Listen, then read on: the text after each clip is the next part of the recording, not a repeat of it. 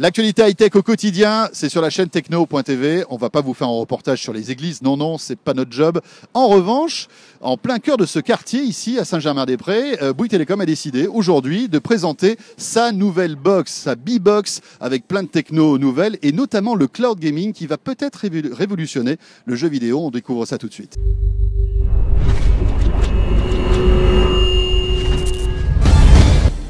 C'est une box qui a plusieurs nouveautés. La première, c'est un processeur le plus puissant du marché à ce jour, qui est le processeur Groveland d'Intel, qui donnera donc beaucoup de puissance pour beaucoup de services actuellement, mais beaucoup de services que nous allons introduire prochainement. La deuxième chose extrêmement différenciante, c'est qu'on a souhaité avoir un Wi-Fi qui aille vraiment partout et qui soit capable de passer toutes les cloisons. C'est ce que l'on fait avec la technologie Optimizer, qui nous autorise à avoir 4 flux HD simultanément et pouvoir passer tous les murs porteurs que l'on trouve dans les appartements. Et puis ensuite, on a vraiment souhaité avoir une box qui soit d'un résultat design, et c'est la raison pour laquelle on l'a fabriquée avec Samsung, qui est quand même le leader mondial de l'électronique grand public, qui a une capacité à faire de beaux objets.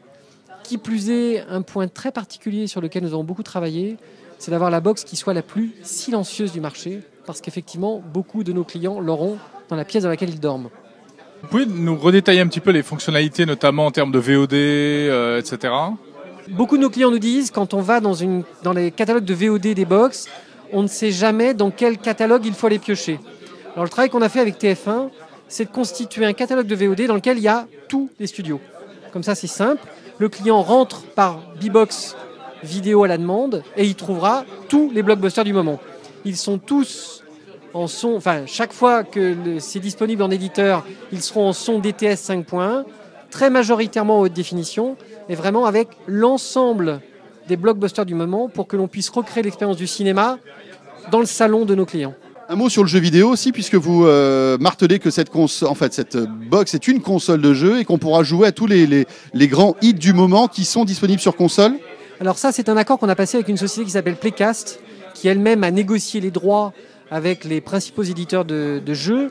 Et ça nous permet effectivement d'avoir tous les hits du moment, pas des ersatz, les vrais jeux. Pour les FPS, c'est vraiment les jeux comme Assassin's Creed, Call of Duty, des jeux également comme Sonic.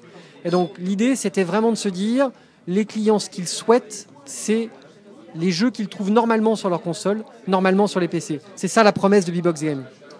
Tous les jeux de qualité de Call of Duty qu'on a eu en 2011 tournent sur la B-Box parce qu'en fait on traite sur des processeurs, sur des serveurs à distance, on traite directement les jeux, on calcule les jeux, on envoie un flux vidéo ensuite vers la télévision. Donc la problématique simplement ce sera plutôt de savoir combien on aura de streams par serveur pour voir quelle économie on aura par serveur. C'est ça qui est en jeu.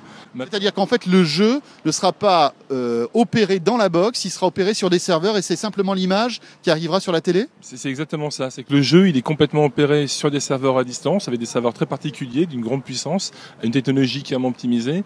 Il y a un des fondateurs de Playcast qui a inventé le système MPEG, ce qui est pas rien. C'est quelqu'un il y a une grande qualité technologique chez Playcast qui permet de faire ça.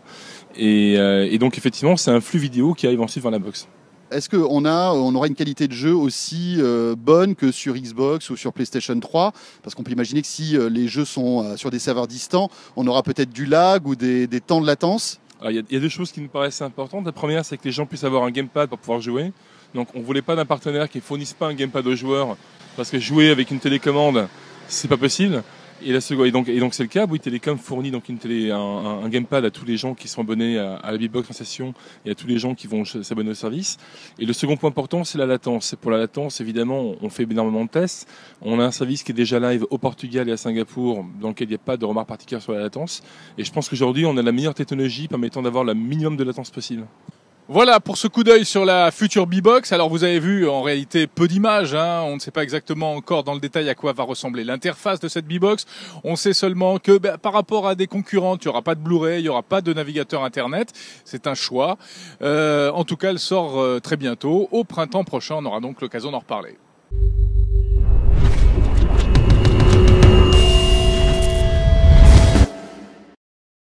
Pour rebondir à l'actualité, une actualité qui est assez bouillonnante avec l'arrêt de Mega Upload. Quelle est la réaction justement de Bouygues Telecom sur ce sujet? Alors écoutez, Bouygues Telecom, nous ne sommes qu'un transporteur qui applique les lois. Donc quand on a l'obligation de rendre des comptes à Hadopi, nous le faisons. Ce que je peux vous dire, par exemple, qui est amusant, l'anecdote, c'est que l'arrêt de Mecha Upload a provoqué une baisse des flux sur les réseaux de façon extrêmement significative, puisque le lendemain de la coupure de Mecha Upload, le trafic a baissé de plus de 10% sur l'ensemble du réseau fixe, ce qui est assez énorme. Ce qui montre qu'il y avait quand même encore beaucoup d'utilisateurs de ce genre de site. 10% en l'espace de 10 heures, c'est énorme. C'est 12% précisément.